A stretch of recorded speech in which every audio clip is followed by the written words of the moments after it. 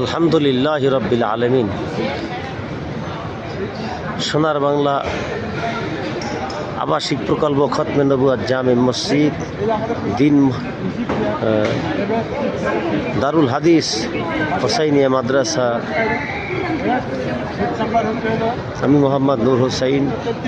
আল্লাহ পাকের মেহরবানি জনাব হুজ্জাতুল ইকরামদেরকে নিয়ে বাইতুল্লাহ শরীফ এবং মদিনা শরীফ সকল কার্যক্রম সমাপ্ত করে বাংলাদেশের দিকে যাচ্ছি।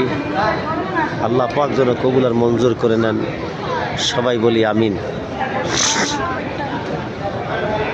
ইনশাআল্লাহ আগামীতে সোনার বাংলা আবাসিক প্রকল্প ও সোনার বাংলা ট্রাভেলস অ্যান্ড ট্যুরস আপনাদের খেদমতে আসতেছেন। আল্লাহ পাকের কাছে দোয়া করবেন, আল্লাহ পাক যেন এই কোম্পানিকে কবুল করেন। আল্লাহ পাক যেন সোনার বাংলা খতমে নবুয়াত জামি মসজিদ দারুল হাদিস হোসাইনিয়া মাদ্রাসাকে যেন কবুল আর মঞ্জুর করে নেন, সবাই বলি আমিন।